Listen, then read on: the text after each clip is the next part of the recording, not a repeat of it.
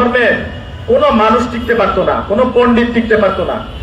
ভারত যখন দেখলো তার হিন্দুত্ববাদকে ধরে রাখা খুবই মুশকিল হয়ে যাচ্ছে এই একজন ডাক্তার জাকির নায়েকের সামনে, যিনি কোরআনকে অক্ষরে অক্ষরে বিশ্লেষণ করে মানুষের সামনে দিচ্ছেন, আর মানুষ লাখে লাখে মুসলমান হচ্ছে, লাইন ধরে মুসলমান হচ্ছে, তখন তার নাগরিকত্ব কেড়ে নিয়ে যায় এই কট্টর হিন্দুত্ববাদ সরকার, মোদী সরকার।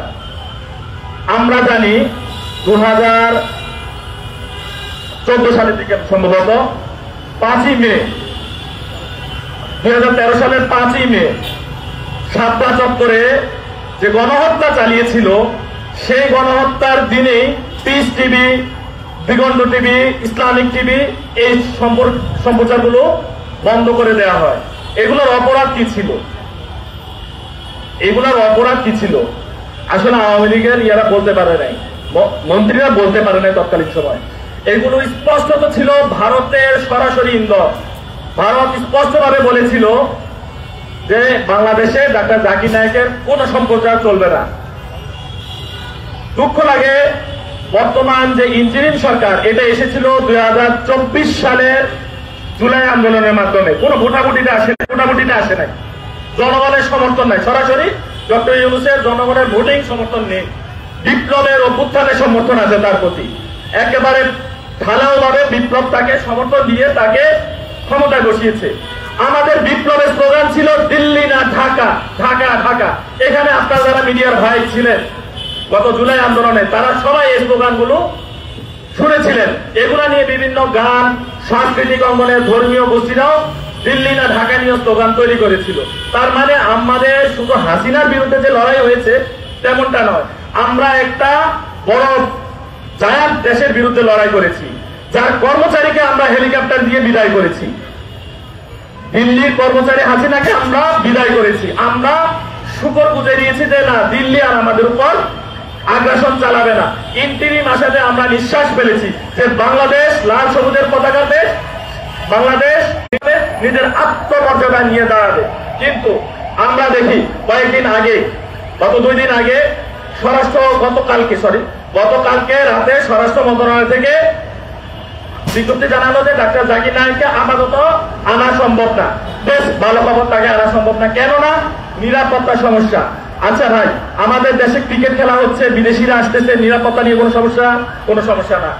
বিদেশ থেকে শিল্পী গোষ্ঠী আসতেছে, হানিয়া আমির আসতেছে, তারপর আরো পাকিস্তানি কয়েকজন বিপ্লব পরবর্তী সময় শিল্পী আসলো, কোনো নিরাপত্তা নিয়ে প্রশ্ন উঠে নাই। তখন কিন্তু দেশে একটা কথা হয়েছিল যে মব কালচার চলতেছে। মবের সময় শিল্পীরা যখন আসে কোনো সমস্যা হয় না, আমার ডাক্তার জাকির নায়েক আসবে তখন কেন সমস্যা?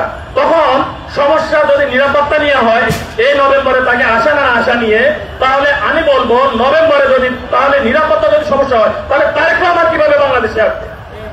এই প্রশ্নকে আমরা তুলতে পারি না। তখন বাংলাদেশের আইন শৃঙ্খলাকে যদি স্বরাষ্ট্র মন্ত্রণালয়ের মতো একটা শক্তিশালী মন্ত্রণালয় প্রশ্নবিদ্ধ করে, তাহলে বলবো বাংলাদেশের তারেক রহমান আসা এখনো উপযোগী মাঠ তৈরি করতে পারে না ইন্টারিম। আর যদি বলে যে তারেক রহমান আসার মতো মাঠ তৈরি হয়েছে, ডাক্তার জাকির নায়েক আসার মতো মাঠ তৈরি হয় নাই, তাহলে বলবো দিল্লির এখনো পকেটে আছে ইন্টারিম।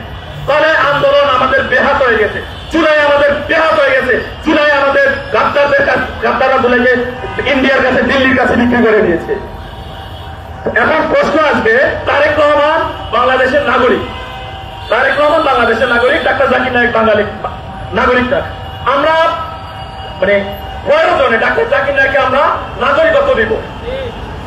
1977 সালে স্যার অধ্যাপক গোলাম আজম স্যারকে আমরা নাগরিকত্ব দিয়েছি আদালতের মাধ্যমে। এটা সম্মাননা দিতে কোনো সমস্যা নাই।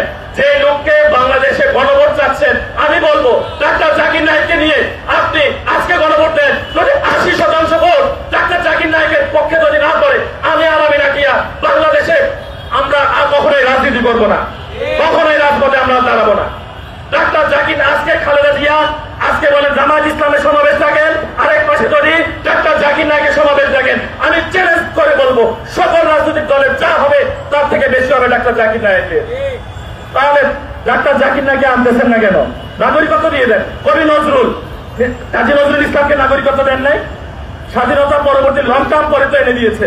দিয়েছেন তো ভাই, একটা নাগরিককে যারা ভালোবাসে আপামর জনতা তাকে নাগরিকত্ব দিয়ে দেন, দিবেন না, বুঝলাম। তো আমাদের এই ইন্টারিম সরকার হাসিনার নেয় এখনো ভারতের পকেটেই আছে, আমাদের এটা নিশ্চিত করতে হবে।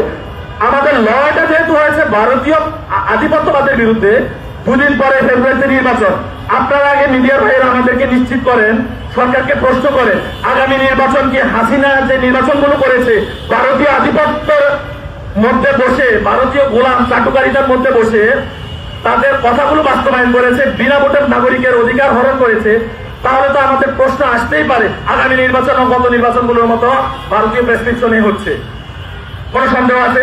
এসালমের 50টি আসনেরও বেশি আসন দেওয়া হয়েছে শুধু এক বিএনপির নমিনেশনে, মনোনয়নের তালিকায়। আপনারা খোঁজ করে দেখেন, একজন একজন করে আমরা তালিকা ধরাই দিব। শুধু এসালম গ্রুপে, যে এসালম গ্রুপ দিল্লিতে গিয়ে হাসিনাকে কয়েকশো কোটি টাকা ডোনেশন করে এসেছে।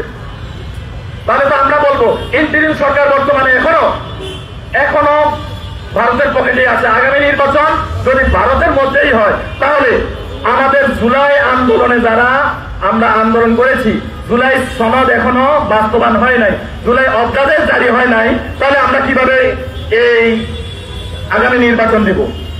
আমরা সরাসরি বলবো, যদি রাজনৈতিক দল ইন্টারিম গভর্নমেন্টের মধ্যে কোন গাদ্দার, কোন চোর, দেশদ্রোহী উপদেষ্টা, বিদেশি নাগরিকত্বর সেই ছায় চিন্তা ভাবনা করে, তাহলে বলবো এখানে যারা আছি আমরা ছাত্র সমাজকে নিয়ে আরো 100 লাখ পড়বে, তারপরেও আমরা আগামী নির্বাচন প্রতিহত করব। যদি ভারতীয় আধিপত্যের মাধ্যমে, যদি ভারতীয় প্রেসক্রিপশনে যদি আপনারা নির্বাচন করতে চান, আমাদের নির্বাচনের সাথে ডাক্তার জাকির নায়েকের সম্পর্ক আপাতত দৃষ্টিতে নাই।